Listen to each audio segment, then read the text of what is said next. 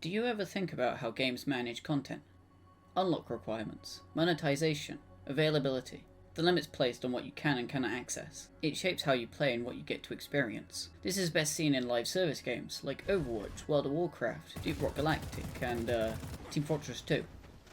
Content is often cycled through. Old content is replaced with new content, and anything not up to the standard of newer editions is phased out. This content becomes inaccessible, not necessarily lost media, but lost experiences. A player who gets into Counter-Strike 2 won't be able to play on DE Train. A player who gets into Overwatch won't be able to unlock this pre-order skin I got back in 2016.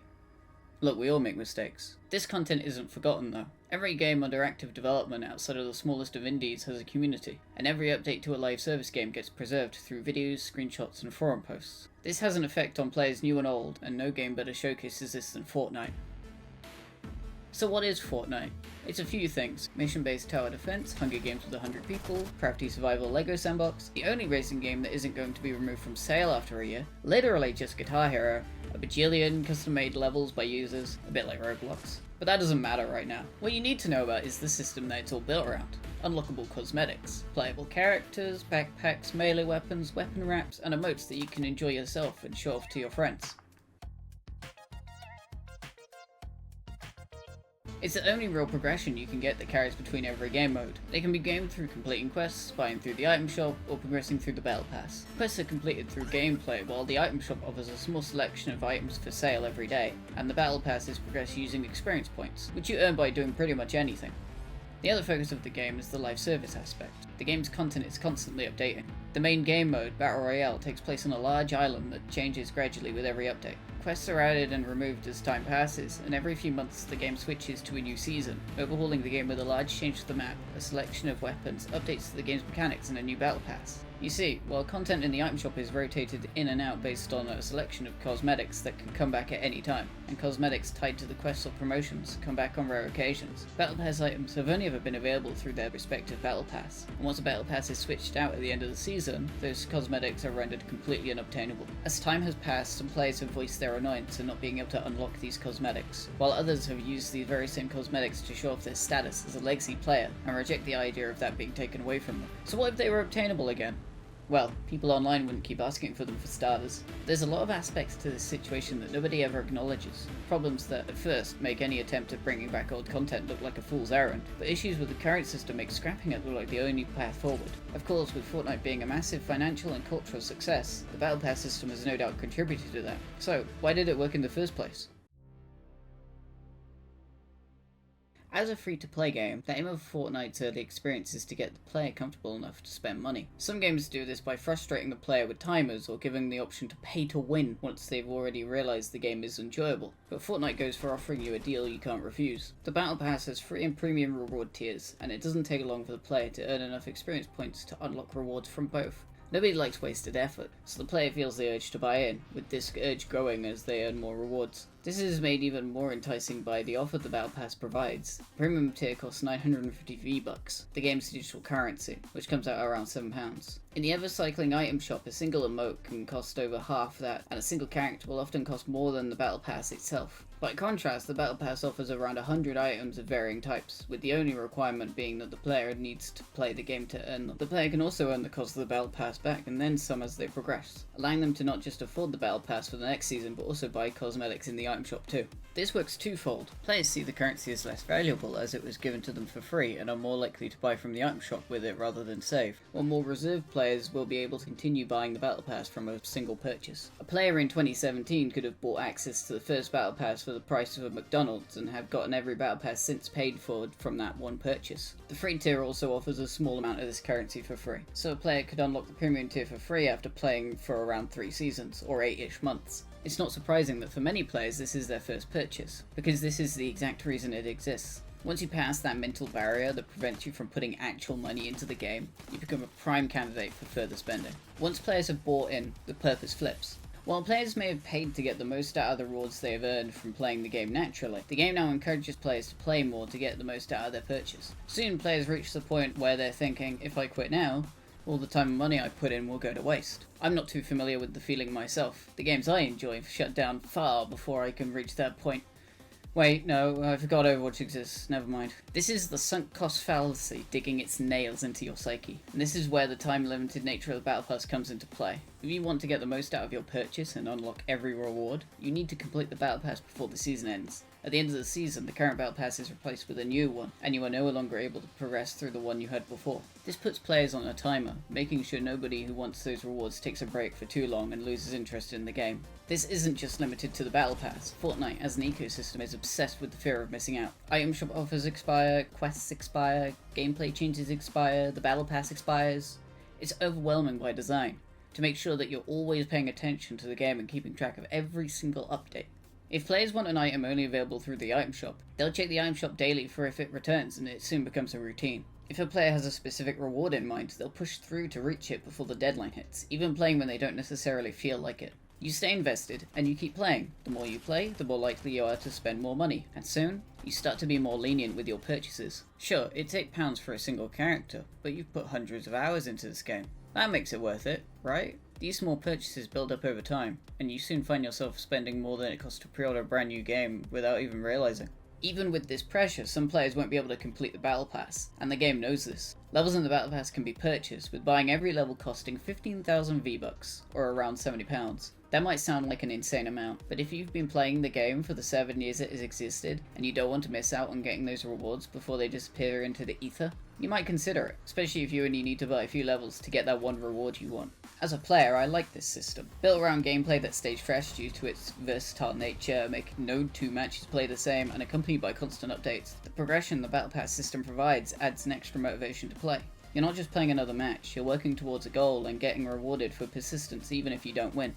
The system also makes it easy to fall into a collector mindset by making a large chunk of the cosmetics added each season earnable as you play. I've always liked collecting items, so this is something that definitely appeals to me. Overall, I'd give it an 8 out of 10. Hot diggity dog! This place is magnificent. This system has recently been expanded by the game branching into multiple genres as part of a metaverse vision. Many of the cosmetics you earn and buy are usable in these different experiences, and each experience allows you to make progress towards the Battle Pass and unlock more rewards. This makes players much more unlikely to leave the game's ecosystem to play a similar game. It's a perfect cycle, and one that tries its best to avoid giving players any incentive to escape it. Epic Games wants Fortnite to be the only game you play. Of course, until they add a story-driven or open-world game mode, I'll always find different games to take up my time. I like her. She looks like she could throw me over her shoulder and carry me to safety. Should the need arise. But while they haven't gotten as popular as Battle Royale, the new game modes have paid off fairly well, and I wouldn't be surprised if they tried to add something like that in the future. There is another major aspect of the Battle Pass derived purely from its exclusivity, which is the social element. Nobody likes a show-off, but I'd be lying if I didn't like to display the fruits of my labour or luck sometimes. For anyone well versed in the game, I'm going to list off a few cosmetics. Renegade Raider, Travis Scott, Fresh, Galaxy, Gold Peely. These cosmetics are desirable not by how they look, but by how limited they are. Renegade Raider, the most prestigious of the exclusive items, was only available during the first few months of the Battle Royale's existence. This was before they had a Battle Pass system, and instead sold items through a season shop, where you needed to reach a certain level to be able to buy specific items. Having these items is like being part of an exclusive club that marks you as one of the cool kids in the proverbial playground. The game even encourages this through the 2-ish minutes of setup time at the start of every Battle Royale match, and the dedicated Party Royale mode where players can hang out and show off their favourite cosmetics. Wanting items to show off is a valid desire, and one the game accommodates wholeheartedly. For some players, they also like to show off having all of something, with characters like Jonesy, Peely, and Ramirez being fan favourites. For these people, the variants of these characters available in the item shop or paid packs can leave a hole in their collection, which encourages further spending, whether they're doing it to show off or for personal gratification. This all sounds good, right? The system works as intended and keeps players in it invested, while also enhancing the player experience by giving them something to work towards. There can't possibly be anything that stops players wanting to invest in the system in the first place, right? At the time of writing, the game has existed for 7 years. There are 224 characters, both story relevant and not, locked behind battle passes that have already expired and new players can never obtain. Licensed characters ranging from Lara Croft to Darth Vader are barred from ever being available to new players. An action as basic as a high five or giving a peace sign cannot be done in a multiplayer social environment aiming to be a metaverse unless you paid in years ago. This is a big fucking problem. While the system worked as intended to begin with, it now has problems in almost every part of its appeal. bringing in new players, getting players to spend more, building a desirable brand, getting players to invest in the game's story and content. The only regard where it has yet to fail is keeping early players invested, and even that is sometimes lost. While it doesn't put the game at financial risk, the shift towards a metaverse vision which gets as many people as possible stuck in its ecosystem is a direct conflict with these drawbacks. These problems are ripe with opportunity to create an even better system though, but we're getting ahead of ourselves. First we need to know exactly why it needs to change. Different players invest time and money for different reasons. Some are impulsive spenders, some are show-offs, but I want to focus on the collectors. When your only type of progression is through expanding a library of cosmetics, everyone is a collector to some extent. Some take no interest, not even caring to check what they unlock as they play. Others will build a selection out of their favourite cosmetics and use them regularly. Some even go out of their way to collect every single item they can, including buying expensive phones or watching competitive streams just to get an emoticon. The more a person collects, the more value they put in having a complete collection, and the more they're willing to spend to have everything that fits within that collection. Why am I bringing this up? Well, I am a collector, and as mentioned before, this should be a great ecosystem for me to involve myself in. Thing is, I've tried on several occasions to get into this game, and it was only last Christmas that I stuck with it. For a game that fits me so well, that's odd. Odd enough that I wanted to work out why.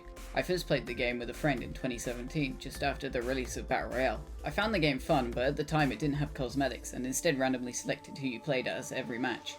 I didn't like that system, and since my friend didn't find the game as appealing as me, we decided to not continue playing until we could choose who you played as in some way. I dipped into the game a few more times over the next few years, whenever a friend asked me to play, but never enough time to get invested. There were never any characters I wanted to buy or unlock when I played, and I was well aware of all the content I had missed by not playing the game earlier. This changed around mid-2021 when I was once again playing with a friend and saw a character that was available which I thought looked really cool. It was being sold through Fortnite Crew, the subscription service. It came with access to the Battle Pass, some in-game currency, and 1 or 2 exclusive character packs depending on the month you're subscribed. Unlike the Battle Pass, these cosmetics can return, but to date they never have, so I assumed they were exclusive. I soon made the decision to buy in through this service. The game had finally broken through my mental barrier and gotten me to spend, starting an investment that would slowly grow as when I opened the game I found that the offer had disappeared. Like any sane student, I was up at 1:30 AM making these sorts of financial decisions. It just rolled on to a new month, and with the new month came a new crew pack, and the one I wanted was gone. Disappointed, I closed the game and went to sleep, like I should have hours earlier, and proceeded to not open the game for nearly 3 years. This is the day that you will always remember as the day that you...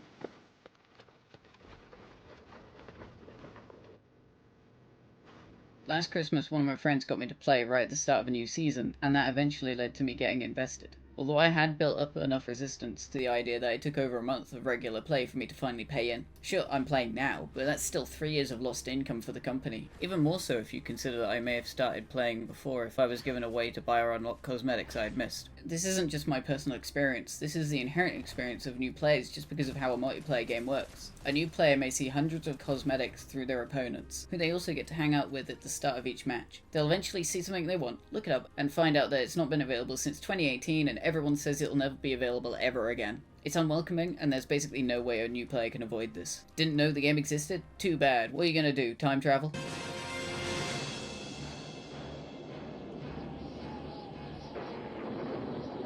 What's the meaning of this? You'll find out in 30 years! Hell, this affects returning players too. Oh, you just joined back to the game and keep seeing these new characters in the story? Unfortunately, those released a year ago, and the characters you have access to aren't even relevant anymore. See Peter Griffin or Solid Snake in the game and don't know how to get them? Looks like your Christmas sucked because Epic Games didn't gift you the present of being advertised to. Now go mod them into Left 4 Dead 2. You can't beat a run of dead air. Why not? You've already invested 7 years into missing out on content. What's the point in having that affect you now? And that's the problem. The system works for those already invested because it gives them a reason to stay invested. But with no way to catch up, new players are more than likely not going to bother, especially if they're aware of how much they've missed out on. It's the polar opposite of the sunk cost fallacy, and it's a pure product of a system that wasn't designed to have so much focus on it for so long, as every single player, both new and yet to play, has 7 years of lost investment with no way to catch up or compensate. They will always be behind compared to the tens of millions of players who played before them. At best, a new player can have a non-specific collection that they build casually as they play, but if you're just collecting casually, you're not going to be motivated to expand your collection when it requires you to spend more than you'd usually be willing to invest into a game. Dedicated collectors are significant spenders. They're the ones who will buy levels in a battle pass or buy items in the item shop just because not having that item will leave a gap, even if they'll never use it. If new players don't have the chance to become dedicated collectors, you're limiting your profits. And with more players entering your ecosystem every day, the amount missed out on grows, both for new players and for Epic itself. This isn't just a small set of cosmetics either. Looking at just the battle pass and the item shop, 32% of cosmetics are locked behind exclusivity. If you include cosmetics from challenges or packs, both of which rarely return, that number jumps to 46%. And these numbers only grow larger with every season that passes. It doesn't help that the characters with the most customization are in the battle pass, and are far more likely to be given variants. Most often, an item shop character will get the option to remove their glasses and that's it. If you're a new player and somehow don't want any cosmetics falling into the majority that is unlikely to ever return, consider yourself lucky, as it's probably because you haven't run into one yet. As an experiment, I looked through all the item shop characters and picked out every one I'd consider trying to collect normally, then cut it down to the ones I'd try to collect now, knowing that I'd missed out on many of the items I would want. I came to 119 characters I would try to collect. Not all at once, I'm not bankrupt yet. But after filtering them down to what I would buy now, I was left with 6. 6. One of them is Row 2, and we know why that won't be coming back.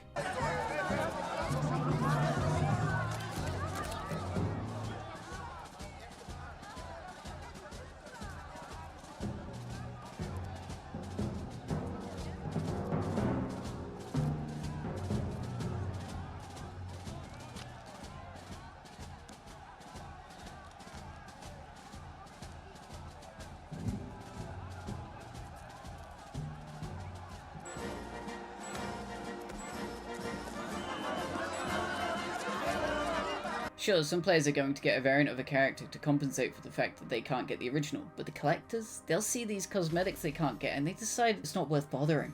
Fortnite doesn't exist in a vacuum. Other games that enable collectors exist. They don't need to stick around in your ecosystem for that experience. You had a great opportunity to bring in more collectors when you added all those new game modes, especially LEGO Fortnite. LEGO games for the last 2 decades have been built around the idea of collectibles, including a vast array of unlockable characters. You've made a LEGO game, where the only way you could have unlocked the vast majority of playable characters is to have played over half a decade before it became a LEGO game, including Indiana Jones. Why? I don't know if I'm the first to say this, but having a pizza delivery kit and a battle pass that expired a month before adding your LEGO game mode, preventing players from making a bootleg pepperoni is such a betrayal, and your actions have hurt the nostalgia buried deep in my soul. As the game starts to branch out into a metaverse vision, leaning into different genres and user-generated content to create experiences, it needs as many players as possible to play for as long as possible. This one issue changes the experience for a high-spending demographic from an enticing experience to a no-sell. Also, as mentioned before, it's really stupid that actions such as giving a salute, high-fiving, and freaking waving are locked behind exclusivity in a game that's trying to become a metaverse, the type of game that relies on social interaction, while also limiting which actions you use to express yourself based purely on when you started playing. There is a necessary counter-argument in favour of the current system though. Collectors aren't the only people which this system appeals to. The allure of rarity as something to show off is to some people the selling point of the Battle Pass. I think it's fair to say that most of the reason people want some of the really early cosmetics are because they're rare. Oh, I actually like how Renegade Raider looks. Yeah, and I modded Sky into Seafood because I thought it would enhance the plot. And before anyone says I want rare stuff too, I own Trailblazer, a character available from a promotion in 2018, and I made a free skin. You can still get it, just link your LEGO account to your Fortnite one. Look at her, she's doing all the game development I should have done instead of making this video. If they brought back cosmetics and rewards that are only wanted because they're rare, they become more accessible. If they become more accessible, they become less rare and the appeal goes away. This is where the Battle Pass system fails and succeeds. It mixes cosmetics people want because they're cool and cosmetics people want because they're rare into the same bubble. If a person who wants rare stuff sees something rare, they can kinda understand that if it was more available then the appeal would go away. If a person who wants cool stuff sees something that looks cool, they don't really care how rare it is, and if it's being looked away for seemingly no reason, it feels arbitrary, and arbitrarily being prevented from getting something isn't fun. People don't want Darth Vader because Darth Vader is a rare skin you can't get anymore. They want Darth Vader because it's Darth Vader, and Darth Vader is cool. That goes for pretty much every character you've ever added, barring a select few. There are a lot of players who would pay for this content and they're being ignored. That is an untapped market, asking to pay for your own products within your own ecosystem. There's an audience you need to cater to eventually, because if you don't cater to that audience, someone else will. While I was making this video, I went and played Overwatch, just for some background footage. I played for the first few years of its life, and although I drifted a bit, I always kept an ear out until a certain journalist published a certain report about a certain company's treatment of workers. Hope you're enjoying your retirement, boycottic. Going back to the game after all these years, I was certain I'd missed out on more than I was willing to write off if I was going to try getting invested again. But I soon found that most content was still there, available to get if you're willing to put in the effort. I actually considered getting back into the game and going for those cosmetics I missed. I didn't, of course, but that's the power having an existing investment has, and that's the power of having the opportunity to catch up on missed content can have on players too.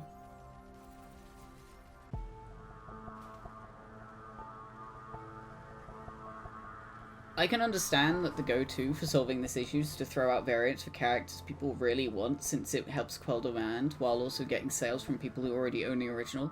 But it clearly isn't working because of how prevalent account selling is. No, seriously, I went online to see if I could find my account stats for each season I played for this video, and one of the first results was a website just openly selling accounts with legacy cosmetics in them. But you can't be surprised, right? The company doesn't offer any way to get these cosmetics, so how else are players going to get what they want? Not everyone knows Bill and Ted. I've been able to find several websites, not going to name names obviously, just openly selling accounts packed with cosmetics. They have accounts for sale with pretty much every cosmetic you think of, and if you only want a few particular things from previous battle passes, it can be pretty cheap too. Yeah, why don't you just do that? Because if we could have everything we wanted all at once, then what's the point of living, you know? No. Shut the fuck up. There's a clear demand for these cosmetics, enough for some to resort to going to shady third-party markets to get what they want. To point out the obvious, these accounts are clearly stolen. Most listings are by large sellers who would be losing money compared to the actual cost of the cosmetics on these accounts. They don't list any way to have them sell your account for you, so it can't be people trying to cash out their investment through them either. This doesn't just risk people being scammed because they wanted a chance to get a cosmetic they missed out on. This is an incentive for people to steal the accounts of invested players. When someone who has been playing for years loses their account and realizes that all their cosmetics they had worked to unlock are never going to be available to them again, do you think they'd be willing to invest in the game again? Sure, they might pay for the battle pass once on a new account, but most players are going to think twice before buying in again, or might just abandon the game entirely. It's a lose-lose situation, but there's an easy solution. You make these old cosmetics available again, and the black markets will immediately crash. Sure, some people will still try to buy accounts for the few cosmetics locked behind licensing issues, or for the elusive Founders Edition, which lets you earn in-game currency by playing the game's original game mode. But the majority of the demand is for the base characters, and once that's gone, most of the accounts become not worth buying at all due to the risk of getting banned. This game is designed to be family friendly, so when a kid sees characters that they want and find out that they can't have them through the game officially, they might find these markets. They very well could get scammed out of their money or their own account, and at the very least that should be grounds to reevaluate your monetization strategy. For anyone considering it, don't use these markets. Either you get an account that gets banned for breaking terms and conditions, or you get scammed. It should go without saying, but I thought I'd just be safe.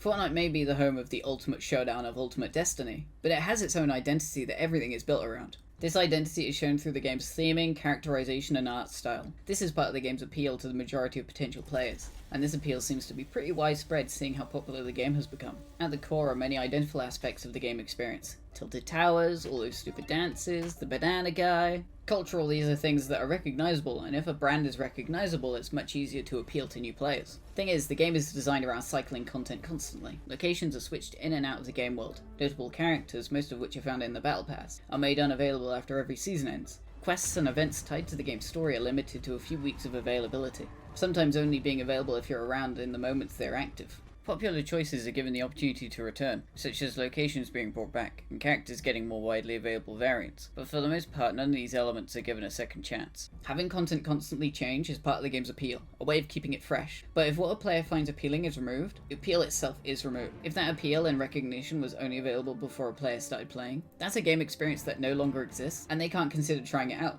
Near the end of 2023 was Season OG, a fast-tracked run through the game's first 10 seasons through the course of a month. This was a massive success to the game, bringing new and old players alike into the game, and causing the player count to skyrocket. While the player count did obviously dip after this season ended and the content that was brought back disappeared again, a lot of players did linger for the later seasons, which had content that was completely new. This showed that, at the very least, the older and more recognizable elements still held their appeal for players who had quit or never had a chance to try them out initially. There are other areas of the game that haven't had a chance to shine though. The game's story is constant and always progressing with every update. This is a great way to keep players invested, and is something that keeps invested players returning as each season progresses. But if a player starts now, they'll be in the middle of a story that the game refuses to catch them up on. Whenever I am interested in a game series, I try to play every game previous to make sure I know the story so far going in. Typically, a new game in a series will be designed to ease players into the story. Sometimes they'll throw in a 5-minute "the story so far" montage to catch you up, but Fortnite doesn't even offer that. At best, you get the last few weeks of story quests that only catch you up on the immediate events. A player's only way to learn about the game's story beats from more than a month ago is to view it secondhand, experience it vicariously via YouTube videos or written accounts. You shouldn't have to leave the game to learn a game's story. But for a game that is trying to do everything in its power to keep you in its ecosystem, this is a baffling omission. Sure, this might not bother players who don't really care about stories in games like this, but the lack of a way to catch up encourages new players to not even try to care. If a player bothers to look up about the story, they'll find most of it relates to content that doesn't exist anymore, like locations, events, and even game mechanics. The best you'll get as of writing is a small island near the corner of the map with the references to previous locations and events on it. These stories are designed to be experienced by playing through them, by contributing to their completion, and just viewing them online is an inherently lesser experience that isn't what was intended by those who created it. In a game about being able to play a vast roster of characters, the most story-relevant ones are locked behind battle passes. These characters have more development, identity, and presence, which makes them more appealing to players. This appeal is a selling point, and it's being put on a product that you're not selling. While variants can help soften the issue of a player wanting a character, it's just a substitute and players will always want the original just because it's more recognizable. You're not selling the winter version of this character which appears in the item shop every year as a figurine, are you? You're selling the original, because that's more recognizable. You could argue that for the most part the old story beats aren't relevant anymore, especially past the start of a new chapter. It's not like the game makes players aware of the story beats they've missed out on anyway. Counter-argument, the game, and by extension the community, still references them. Why is this random lady painted on the walls everywhere? What is a looper? What's a 0 point? Who is Gino and the 7? And why do people keep referencing them like I'm supposed to know who they are? Why is their status chromed? Sorry, but they won't be coming back. They're running Manifest v3 and their ad block doesn't work. I saw someone mention the Imagined Honor in a season concept and thought it was a joke, but apparently that's real. What do you mean there was a vampire with a time machine? Who is this guy? Why was he imprisoned by Hades? And why are there a load of random people around the island talking like I'm supposed to know him? What do you mean the boss is back? He's a ghoul. What does any of this mean? The last one is really weird. In Chapter 5 Season 2, around May this year, they brought back a load of characters that were introduced 4 years ago for an unrelated side plot to sell a new variant of this guy who can turn his guns to gold. And also them. If you're going to focus so much on cosmetics being tied to the story, and those same cosmetics being how you motivate players to spend money and play each season, then the story should be a vessel to advertise the current cosmetics. Bringing back characters that you can't sell contradicts that completely and breaks the corporate side of my brain. Why are you advertising cosmetics you're not selling? Surely you know when you've had a large influx of new players due to the return of old content and the spawning of new game modes. Showing off content that hasn't been available for years is a bad choice. If you don't mind bringing back these characters that you can't get anymore nearly a decade after they were last available, then there's no reason that you can't have some way for players to learn the story through the game. Making them aware of content they can't earn or experience anymore clearly isn't a concern to you. The Alan Wake experience, trust me, it's relevant. It's a short game mode built in Fortnite that serves as an abridged version of Alan Wake, made while building up towards the release of Alan Wake 2. This sort of experience could be made to help players catch up on the game's story using its own medium, leveraging the existing assets to make an experience adjacent to that which was available originally. Obviously this would take development time to add, but most of the work is already done since all the assets are already created. Maybe sell it per chapter and throw in a character pack with it, like you do with the paid Save the World game mode, and it'll definitely make its money back. Honestly, I'm surprised this hasn't been addressed in any way yet. I've heard rumors of an open world game mode releasing around Christmas. That could try to fix the issue, but I'm not holding my breath. Newer players being turned off, collectors unable to collect, accounts selling taking away potential sales, branding mixed in with exclusives. All these issues need addressing at some point. I'm not saying they're urgent, but the longer you wait, the worse they become and the harder it'll be to deal with them when you finally confront it. Thankfully, in the midst of these issues there is opportunity. Opportunity to shape the system into something that doesn't just solve these problems, but also benefits players and developers alike. There is, of course, the one question everyone asks when discussion of removing exclusivity arises that we need to address first. Are they even allowed to? I've seen many people online argue about the legality of bringing back Battle Pass cosmetics, but it's not often that there are actual sources for the claims on either side. So, I did some research. I'm prefacing this with the obvious "I'm not a lawyer" disclaimer, but that doesn't matter. The rest of the industry has already shown how often these sorts of promises hold water, with Sony releasing the same games that have only on PlayStation on the box, something that sold consoles, on PC, and Payday 2 adding microtransactions after developers explicitly stated that they would never be added before the game even released.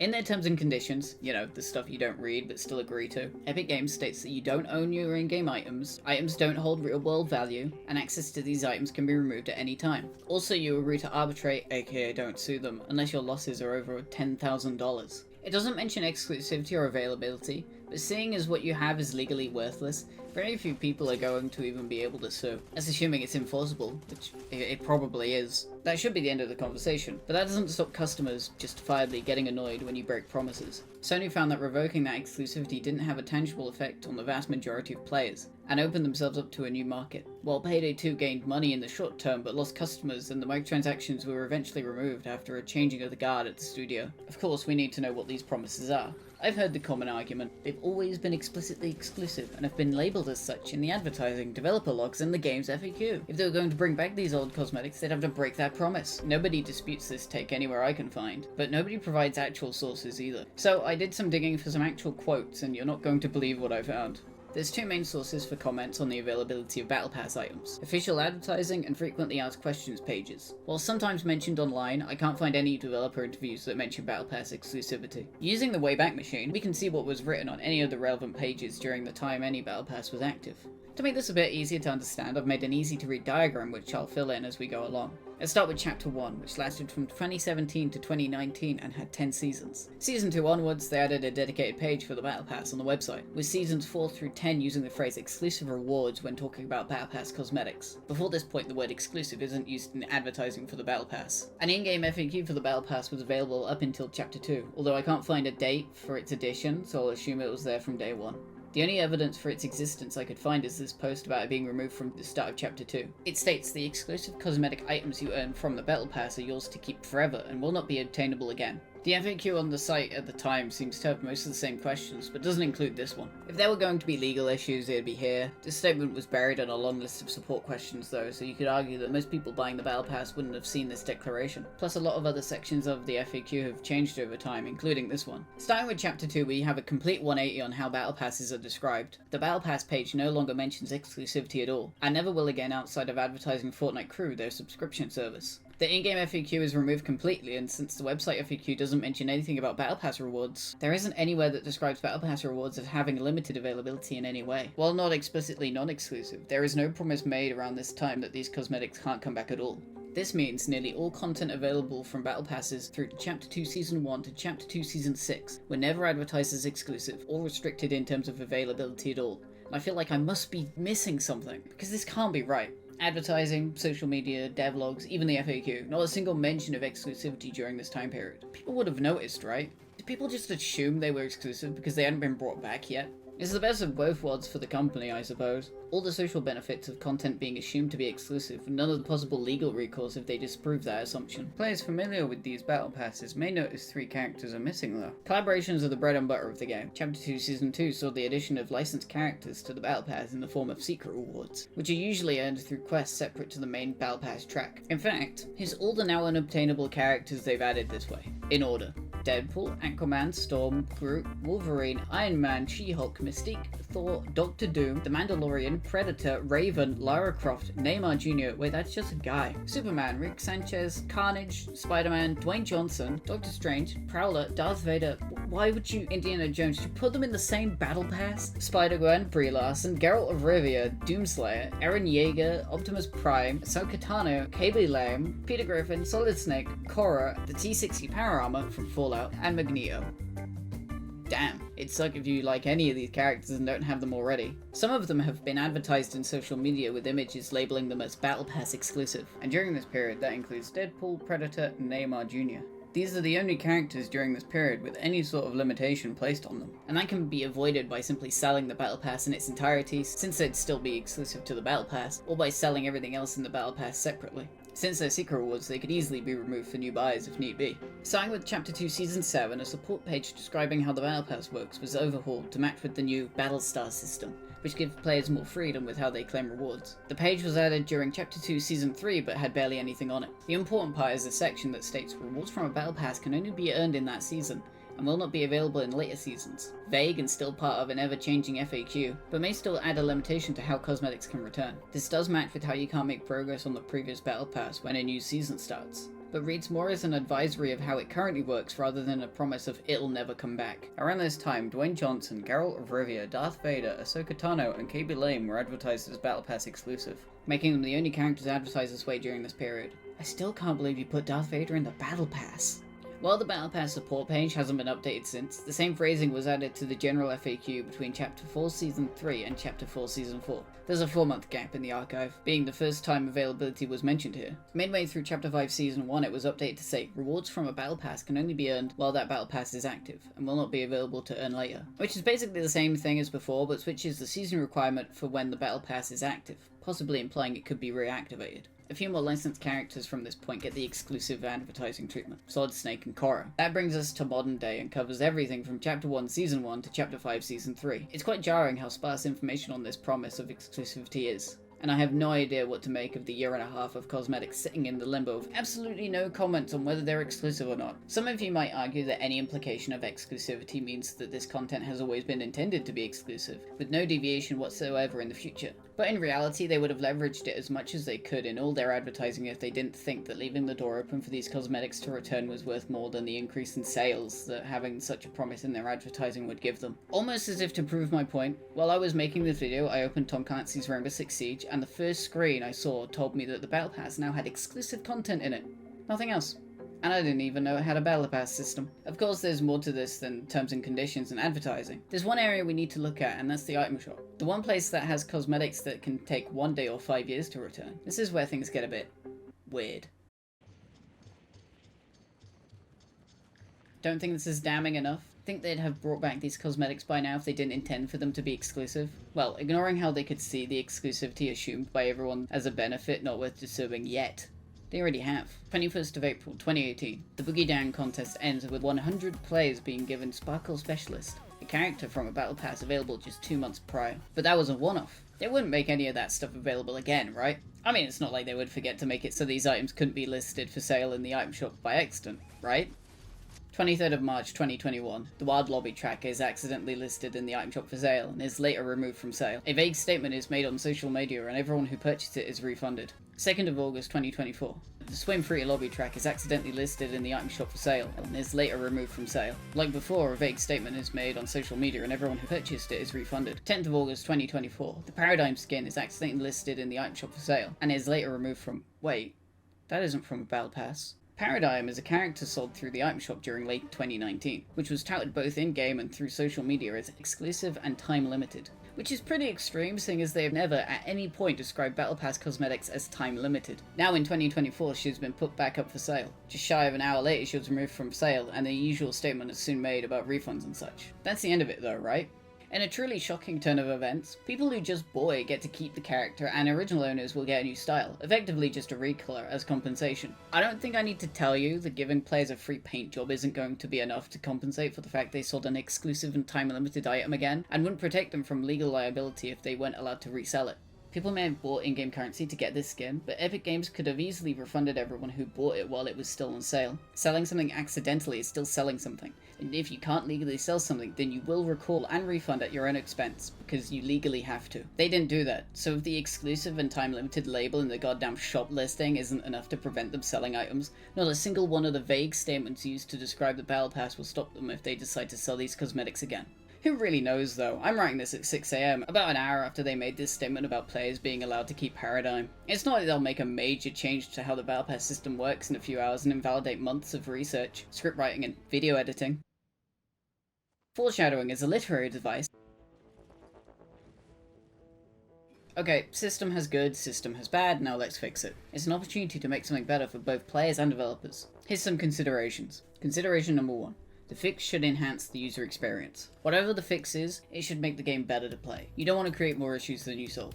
Consideration number 2. The fix shouldn't make too many cosmetics available at once. The item shop works by not overwhelming the player with options, so we shouldn't start now. Consideration number 3. The fix shouldn't remove FOMO from the system entirely. It's part of what made the game as profitable as it is. And you can't just remove it all in one go without risking the bottom line. Remember, temporary FOMO is fine, but permanent FOMO is what caused this mess. Consideration number 4. The fix should still offer rare items for players to obtain. If you implement it right, the fix can appeal to show-offs and collectors. You can have both, so why not allow for both? Consideration number 5. In the words of Emil Pagliarulo, keep it simple, stupid. Don't make the fix too complex, otherwise users won't understand what you're changing or how it benefits them. Following these considerations, I've made 5 pitches for possible ways to reintroduce these cosmetics. A lot of these have been pitched in the past by others, so I'll reference existing concepts when I can, mainly as visuals and with credit of course, although there will be some deviations. Now, let's begin with pitch number 1, Second Wind. Miss the old seasons? Just run them again. Not that compressed into a month chunk in Season OG, just run the entire thing again in a separate game mode. Bring back the relevant battle pass as a rewind pass and you're done. Make sure existing players can continue from where they left off. Maybe throw in some extra rewards to match with modern passes, and you shouldn't have any issue. Well, other than the increased file size and the fact you'd be competing against yourself by splitting the player base, there's already 23-ish main official game modes already, so another 8 wouldn't hurt, right? It'll definitely drive people back with nostalgia like Season OG. You could condense it down a bit, make matches smaller, and focus on each season's new locations to make sure it doesn't impact queue times. While I was writing this, Fortnite Reload was announced and released. Fortnite Reload brings back the locations, items, and overall feel of the earlier stages of the game, but in a more condensed format. Less players, shorter matches. Pretty much this pitch in a nutshell, barring the returning battle pass. It hasn't impacted match wait times that much either. It's a great step in the right direction for bringing back old content in terms of environments and gameplay experiences, and does so while also addressing the potential issues this concept would have introduced initially. Now we just need a way for players to learn about past story content and earn retired cosmetics, and we'll be doing great. Just do it after I get this video out, okay? I don't need more stuff to write last minute. Pitch 2, Encore Mode. What do players do when they hit the end of the battle pass? They stop playing. There's no rewards for playing more, so the player might as well wait until the next season starts. Sometimes quests are added that have extra rewards such as cosmetics or story content, but those can be beaten in a few matches and at best are added weekly. You can't have that, right? You don't want players to stop playing. They might find another game to take their focus, and before you know it, they'll be gone for good. So how do you give players something to keep their interest once they run out of current content to get? This is where Encore Mode comes in. It's simple. You want those old cosmetics? You've got to earn it, and it's going to be tough. Once you unlock all the Battle Pass rewards for the current season, all to 100 including bonus rewards, you'll be able to choose any unfinished Battle Pass you own and make progress towards them as you get more levels. Thing is, when a new season starts, you're kicked back to level 1 and you need to make your way through the current Battle Pass before you can continue working towards the old ones again. Depending on how fast you're able to get levels, it might take you years to run out of old Battle Passes to complete. Players who regularly beat the Battle Pass quickly get more of a reason to keep playing, and players who don't won't be affected. Even those who buy levels won't really be put off since they'd have to buy levels to get to the point of working towards old Battle Passes anyway. People who pay for rewards are given more reason to pay more, and players who play for rewards are given more reason to play more. It's a win-win and it costs you barely any development time. There's no point in adding a system like this without adding a way to get new players in on the action, so let's make it simple. Put access to each battle pass in the item shop rotation, just like any other cosmetic. Players might need to beat the current battle pass to progress old ones, but buying them would still give players the original rewards, typically a character that the player can immediately make use of. By having access limited to when it's in the shop, you can put all those tricks that you usually put onto cosmetics onto the battle pass itself. While some licenses can't be renewed, players won't know which. Like collaborations in the item shop, people won't know for sure which battle passes are able to return, and simply having the chance that they can return should be enough to stop new players interested in those specific cosmetics being turned off. You could also introduce stuff like limiting certain content to only being available during the relevant season, unlocking access to the battle pass until a certain amount of time passes. You could also give existing owners access before returning it to the shop. You would have to tinker with some of the quest rewards so they would work with the gameplay of the current season, but other than them, it's mostly developing and testing the user interface. You could also use the system to add story-related tidbits on each page of the Battle Pass, so players can at least get the gist of what happened that season. I would also go one step further and leverage this increased availability to encourage a collecting mindset in players. Save the World already has a collection book built into its equipment system. It's separate from the cosmetics, you don't need the details, and this system could be added for cosmetics throughout the game. Split it based on season or story arc, then group each set step by character, and you've got yourself a nice way to encourage players to try and collect their own preferred cosmetics. Each item could describe how you get them, like often appears in the item shop during Winterfest, or unlocked through the Chapter 3 Season 4 Battle Pass. This would also let players preview cosmetics before they return to the item shop, so they might find something they want and have more of a reason to check it regularly. Players who would buy levels are unaffected, collectors who invested more in shelves would get a new style or maybe a little star by their items in the collecting book or something. Oh, and you get a load more sales. Everyone wins! Pitch number 3, Legacy Packs. As mentioned, some battle passes might not return because of licensed characters in them. Sure, some secret characters are easy to remove, but some are part of the main battle pass track. You need a different system to fix that. It's easy. Take the sets that the items in each battle pass are already organized into, bundle them together and sell them as legacy packs. There's already a system that exists during events where a cosmetic track can be progressed through as you level up or complete missions. So use that as something that players need to get through to get their rewards, kinda like a mini battle pass. Which already exists, and works fine with explicit non-exclusivity by the way. It keeps the feel of the battle pass, but in a more bite-sized way, while also making use of older content. It does require a little more effort to implement than Encore mode, but considering that you can leverage the existing systems to make it easy to implement, it's definitely still worth it compared to the payout. If you need an extra way to limit these packs so they're not as readily available, there are extra requirements you could add. Seeing as these nostalgia seasons might become a yearly occurrence, you can make them only available to purchase during that time. The next one is based on Chapter 2, with half of it rumoured to be focused on a season where you could only unlock one style out of 2 originally. Look, you could let original owners unlock the other style to compensate, I'm just saying. Can you tell this video was supposed to be out months ago? If you want to make this content more accessible year round, you could require a Fortnite Crew subscription to purchase. In fact, introducing Pitch 3.5, the Crew Store. Add a row to the item shop where only Fortnite Crew members can buy from. It can sell previous Fortnite Crew packs, legacy packs, or even give the option to buy old battle passes early, if you go for that pitch instead. That way there's more of a barrier to entry, and as such there isn't as much of an impact on the rarity of the items. You could also throw in rare item shop cosmetics or give early access to new cosmetics, but I doubt that would be taken very well by players. Sticking to crew packs and battle pass cosmetics would be the safest bet.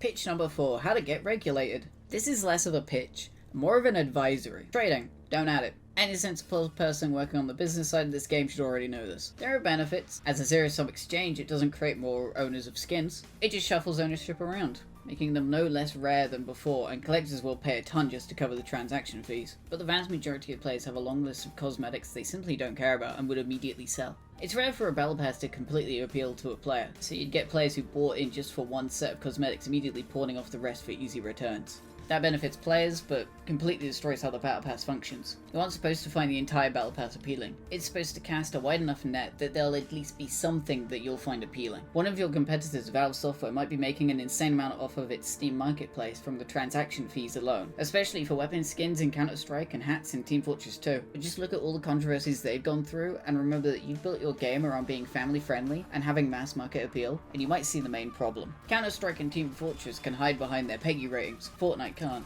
And you can't expect players to always think their trades through when you're catering to a younger age group. It's inevitable. Kids will get scammed, and their parents will blame you. At best, you'll have a massive increase in stolen accounts as their items are parted out, which will hurt legitimate players when they get returned to the original owner.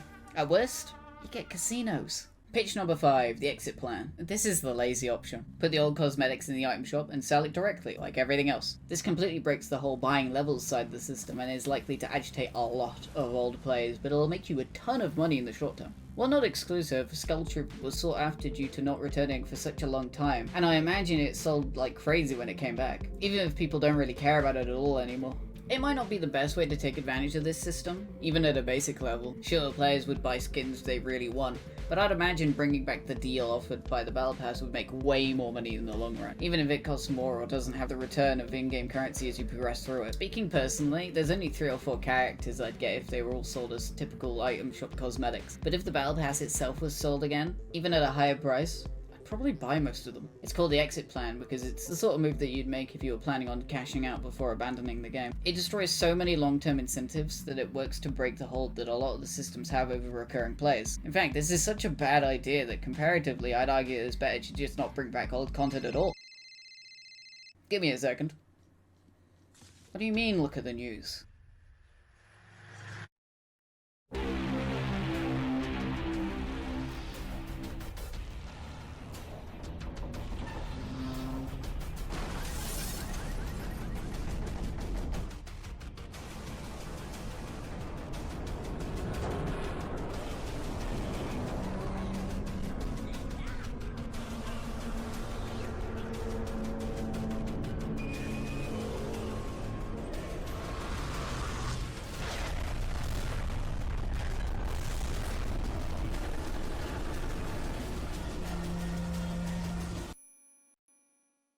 A few hours after the whole debacle with them accidentally selling the character Paradigm again, this post was made.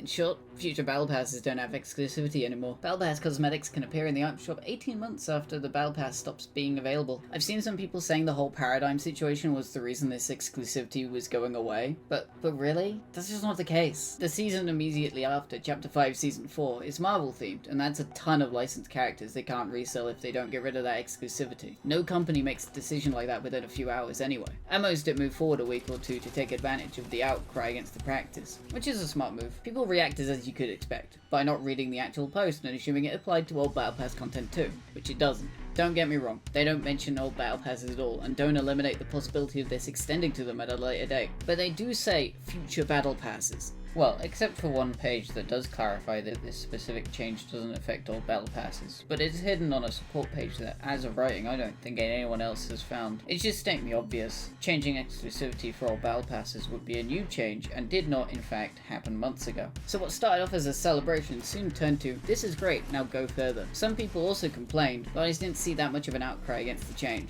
I should point out this change doesn't really benefit current players and could cause issues with newer players, since you're removing the incentives of exclusivity while also retaining all the drawbacks. For newer players who are already invested in the game, they could take solace in the fact that everybody has something exclusive, including them, but newer players going forward won't have the opportunity. All you've really done is stop the issue growing bigger. Now there's two ways this could go. They bring back these cosmetics, or they don't. You might think they wouldn't announce this change without the intention of bringing back this old content, but remember, one of the issues is that explicit "you can never have this," and simply saying they can return lessens that deterrent and replaces it with "they say they can, they just haven't." Alternatively, adding this just to newer cosmetics might be a jumping off point to see how people react, and to get people used to getting Battle Pass cosmetics with an explicit potential end to exclusivity before applying this change retroactively. I severely doubt they'd go for a middle ground of bringing back everything onwards without bringing back old content. They're not going to be throwing out exclusivity for Gwenpool when they could be reselling the Doomslayer. Originally this was going to segue into D23, Disney's convention, and how they built an in-game venue that showed around 1 million players ads for Battle Pass characters for an hour while they dealt with technical issues, but more pressing updates have happened since. Another item, the bow blades, was resold just like Paradigm. There was a survey sent out after the future Battle Passes update asking about how players would feel if Battle Passes, their cosmetics, and Fortnite crew packs were resold to new players. Immediately after, assets for old Battle Passes and Fortnite crew packs have been moved around in the files into an offer catalog. For some reason. The Battle Pass was updated again to remove the Battle Stars system, which breaks one of the main incentives for not selling these cosmetics individually. By selling cosmetics individually. A starter pack from late 2019 is being resold while I'm writing this, which happens so infrequently that they're written off by players as effectively exclusive. A completely new game mode running the entire first chapter, just like the second wind pitch, is being added in December. They updated Fortnite crew to include all the battle passes, mini passes and the like, including a new OG pass that is probably just a set of remixed character designs to go with the new game mode, but at this point I'm expecting Epic Games CEO Tim Sweeney to walk on stage at the Game Awards and announce the removal of exclusivity just to spite me. When I started making this video I thought it'd be a nice case study on something that I didn't think would change anytime soon, but now I'm not so sure. Either way, it's nice to know that there's a decent possibility I'll be able to make a sequel to this at some point, but in the meantime I'm going to play Half-Life 2.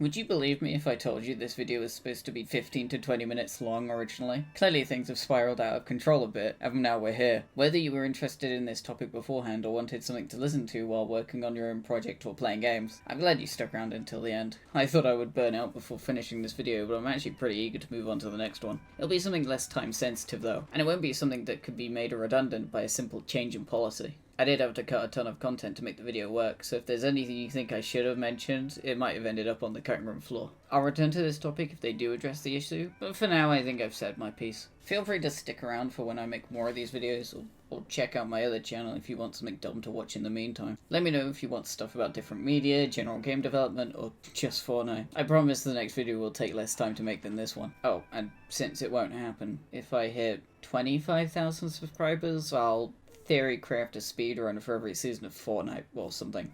Yeah, that sounds fun.